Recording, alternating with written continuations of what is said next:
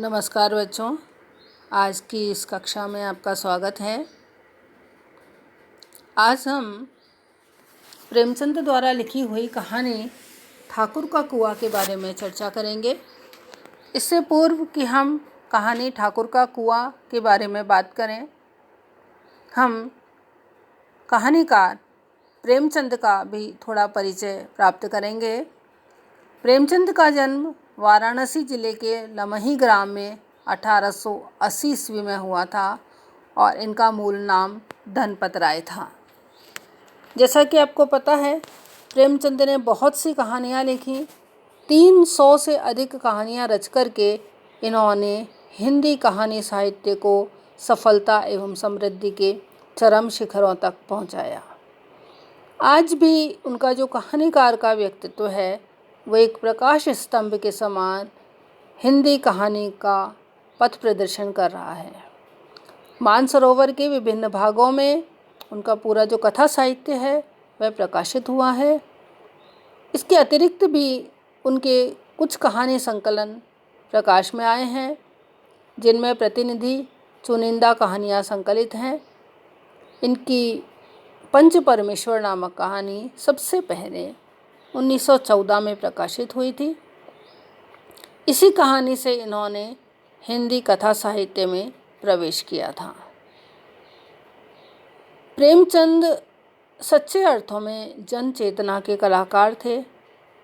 देहात के सामान्य परिवार में इनका जन्म हुआ था और छोटी आयु में ही ये देहात से नगर तक के जीवन की जितनी भी कटुताएं हैं उनको उन्होंने बहुत नज़दीक से देखा, सुना और भोगा था। और यही जो कटुताएं हैं और ये वैषम्य जो है वो इनकी कहानियों में अत्यंत सुघड़ता से रूपायित हुआ है। भाव और शिल्प विधान दोनों ही क्षेत्रों में इन्हें पूर्ण सफलता प्राप्त हुई है। जहाँ तक उनकी कहानियों की बात है, उनकी कहानियों में पंच परमेश्वर, बड़े घर की बेटी, आत्माराम, शतरंज के खिलाड़ी, बड़े भाई साहब, ईदगाह, सुजान भक्त, पंडित मोटे राम और कफन आदि इनकी ये प्रतिनिधि कहानियाँ हैं। लेखन क्रम की दृष्टि से यदि देखें तो कफन इनकी अंतिम कहानी है। ऐसा लगता है कि मानो प्रेमचंद ने अपने साहित्यिक दृष्टि से अपनी जो असमर्थता उन्होंने स्वयं महसूस की थी, तो जीवन की अंतिम यात्रा के लिए एक भावात्मक कफन इस कहानी के रूप में तैयार कर लिया था। प्रेमचंद ने अपनी कहानियों में समाज की अनेक विषमताओं को उठाया है। समाज में फैला हुआ जो वैमनस्य है, समाज में फैली हुई जो कुरीतियाँ हैं, उन सब के बारे में उन्होंने कहानियाँ लिखी हैं। छोटी छोटी जो समस्याएं हैं, छोटी छोटी जो विषमताएं हैं समाज में, लेकिन वो समाज को किस तरह से अंदर ही अंदर खोखला करती जा रही हैं, इसके बारे में प्रेमचंद ने अनेक कहानियों के माध्यम से ये प्रश्न उठाए हैं और बहुत ही सजीव चित्रण इनकी कहानियों में हमको देखने को मिलता है। ठाकुर का कुआं कहानी जो कि आपकी पाठ्यक्रम में है, उसकी जहाँ तक हम बात करें तो मैंने आपको जैसा पूर्व में भी बताया था कि प्रेमचंद ने ग्रामीण जीवन को न केवल देखा है अपितु जिया भी है। और यही कारण है कि उन्होंने भारतीय समाज की अनेक समस्याओं या यूँ कहें कि भारतीय समाज में फैली हुई कुरीतियों और बुराइयों पर अनेक अनेक कहानियाँ लिखी हैं। ठाकुर का कुआं भी उनमें से ही एक है, जिसमें छुआछूत की समस्या को उठाया गया है। समाज में कुछ व्यक्ति उच्च जाति में जन्म लेने के कारण अपने आप को ऊंचा समझते हैं तथा नीची जातियों में जन्म लेने वालों को न केवल हेय दृष्टि से देखते हैं अपितु उन पर अनेक प्रतिबंध भी लगा देते हैं। और पहले के समय में और ग्रामीण समाज में तो ये बहुत ही ज़्यादा हुआ करता था। जैसा कि इस कहानी में बताया गया है कि जोखू और गंगी दोनों पति पत्नी हैं और क्योंकि दोनों निम्न जाति से हैं अतः उन पर भी अनेक प्रतिबंध है। और उसमें से एक प्रतिबंध यह है कि वह ठाकुर और साहू दोनों के ही कुएं में से किसी भी कुएं से पानी नहीं भर सकते, और जिस कुएं से वे पानी भरते थे वह गांव से बाहर था। अतः गंगी रोज ही शाम के समय पानी भरकर लाती थी। किंतु एक दिन उस पानी में संभवतः कोई जानवर गिर गया था, अतः पानी में से बदबू आ रही थी। उसका पति जोखू अत्यंत बीमार था और पानी में आने वाली बदबू के कारण भी उससे पानी नहीं पिया जा रहा था। जब उसकी पत्नी को, गंगी को, यह पता चलता है कि पानी खराब है, तो वह उस खराब पानी को अपने पति को पीने के लिए नहीं देती है तथा कहती है कि मैं अभी पानी लेकर आती हूँ। उसका पति जोखू उसी समय उसे मना करता है कि तू इस समय कहाँ से पानी लाएगी, इतनी दूर तू जा नहीं सकती, और गांव के अंदर जो ठाकुर और साहू के कुएं हैं वो तो उसको पानी भरने नहीं देंगे, और यदि भरते हुए देख लिया तो बहुत ज़्यादा मुसीबत खड़ी हो जाएगी। लेकिन गंगी नहीं मानती है तथा वह पानी लेने के लिए चली जाती है। रात के 9 बजे जबकि गाँव में एकदम शांति सी हो जाती है, गंगी छिपते छिपाते ठाकुर के कुएं पर पहुंचती है। उसका मन उन लोगों के अत्याचारों के प्रति विद्रोह से भरा हुआ है तथा सोचती भी है कि ये लोग ऊंचे तथा हम नीचे कैसे हो गए। यहाँ पर प्रेमचंद गंगी के माध्यम से इसी प्रश्न को समाज में छोड़ते हैं।